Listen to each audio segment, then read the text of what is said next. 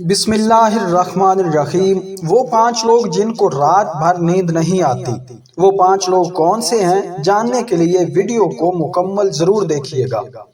ناظرین، آئیے جانتے ہیں ایسے 5 لوگوں کے بارے میں جنہیں نیند نہیں آتی۔ نمبر 1، جو کسی کے قتل کا ارادہ کرتا ہو۔ قرآن پاک میں ارشاد ہوتا ہے، اور جو شخص کسی مسلمان کو جان بوجھ کر قتل کرے تو اس کی سزا جہنم ہے، جس میں وہ ہمیشہ رہے گا، اور اللہ اس پر غضب نازل کرے گا اور لعنت بھیجے گا، اور اللہ نے اس کے لیے بڑا عذاب تیار کر رکھا ہے۔ اسی وجہ سے ہم نے بنی اسرائیل کو یہ پیغام لکھ دیا تھا کہ جو کوئی کسی کو قتل کرے، جبکہ یہ قتل نہ کسی اور جان کا بدلہ لینے کے لیے ہو اور نہ کسی کے زمین میں فساد پھیلانے کی وجہ سے ہو، تو یہ ایسا ہے جیسے اس نے تمام انسانوں کو قتل کر دیا، اور جو کسی کی جان بچا لے تو یہ ایسا ہے جیسے اس نے تمام انسانوں کی جان بچا لی۔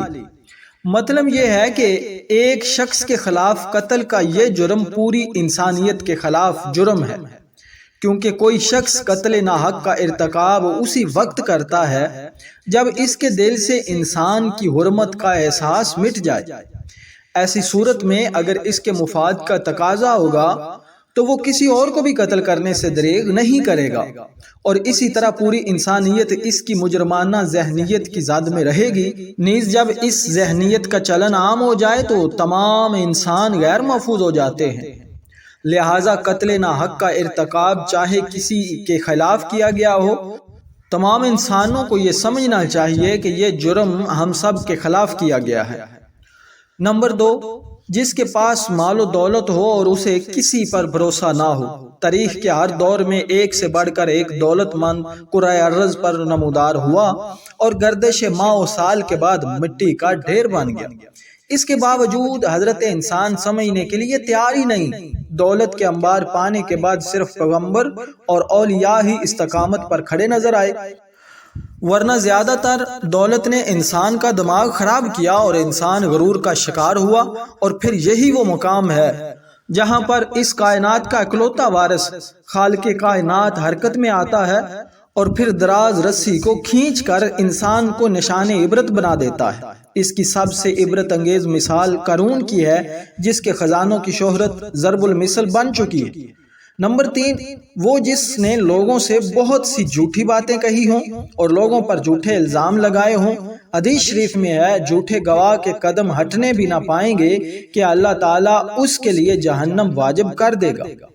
جس نے کسی مسلمان کو ذلیل کرنے کی غرض سے اس پر الزام عائد کیا تو اللہ تعالیٰ جہنم کے پل پر اسے روک لے گا، یہاں تک کہ اپنے کہنے کے مطابق عذاب نہ پالے۔ اور جو کسی مسلمان پر ایسی چیز کا الزام لگائے جس کے بارے میں وہ خود بھی جانتا نہ ہو تو اللہ تعالیٰ اسے جہنمیوں کے خون اور پیپ جمع ہونے کے مقام میں اس وقت تک رکھے گا جب تک کہ اپنے الزام کے مطابق عذاب نہ پالے۔ نمبر 4، وہ جس کی ذمہ داری زیادہ ہو لیکن اس کے پاس دینے کے لیے کچھ نہ ہو۔ کائنات کی تلخ ترین اور شفاف حقیقت بھوک ہے۔ بھوک بڑی بد ذات ہے۔ انسان، چرند، پرند اور ذی روح مخلوق اپنی بھوک کے سامنے بے بس ہو جاتے ہیں۔ یہی وجہ ہے کہ موجودہ حالات کے پیش نظر غرباء اور بے سہارا لوگوں کے سامنے بھوک ایک بڑا مسئلہ بن کھڑی ہو گئی ہے۔ بحیثیت مسلمان ہمارے اوپر یہ فرض ہے کہ ہم اپنے ارد گرد رہنے والے غرباء اور مساکین کی مدد کریں، جو اللہ تعالیٰ کے ہاں سب سے زیادہ پسندیدہ عمل ہے۔ ایک حدیث پاک میں ہے، آپ صلی اللہ علیہ وسلم نے فرمایا، یہ افضل عمل ہے کہ تم اپنے مومن بھائی کو خوشی پہنچاؤ یا اس کا قرض ادا کر دیا، اسے کھانا کھلاؤ۔ صاحب استقامت پر واجب ہے کہ وہ مستحقین کی مقدور بھر مدد کرے۔ نمبر 5، وہ جو کسی کے عشق میں مبتلا ہو اور جدائی سے ڈرتا ہو۔ کسی اپنے کی جدائی کبھی بھی آسان نہیں ہوتی۔ اس جدائی کا احساس آپ کی دنیا کو برباد کر سکتا ہے اور ڈپریشن کو بھڑکا سکتا ہے۔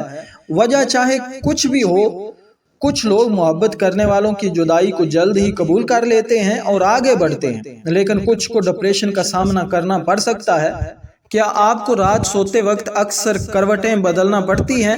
تو اس کی وجہ جو بھی ہو مگر اس کا نتیجہ جلد موت کی شکل میں بھی نکل سکتا ہے۔ یہ بات برطانیہ میں ہونے والی ایک طبی تحقیق میں سامنے آئی۔ ایک یونیورسٹی کی تحقیق میں بتایا گیا کہ جن افراد کو رات کو نیند نہیں آتی یا آدھی رات کو جاگ جاتے ہیں، ان میں جلد موت کا خطرہ بہت زیادہ ہوتا ہے۔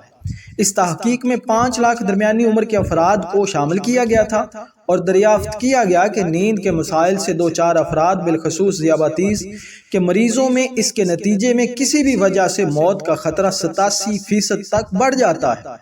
محققین کا کہنا تھا کہ یہ ہم پہلے سے ہی جانتے ہیں کہ نیند کی کمی اور خراب صحت کے درمیان مضبوط تعلق موجود ہے، مگر نئے نتائج چونکا دینے والے ہیں۔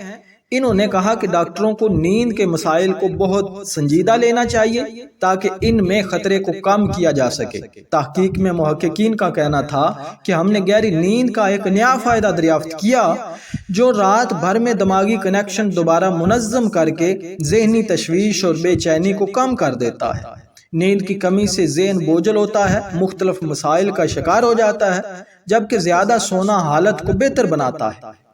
اللہ پاک ہم سب کی پریشانیوں کو دور فرمائے اور ہمیں صحت مند زندگی عطا فرمائے، آمین۔ ناظرین، کمنٹ باکس میں حضرت محمد صلی اللہ علیہ وسلم کے 99 ناموں میں سے ایک نام ضرور ٹائپ کریں۔ چینل کو سبسکرائب کرنا مت بھولیے۔ اپنا رکھیے بہت سارا خیال۔ السلام علیکم ورحمۃ اللہ۔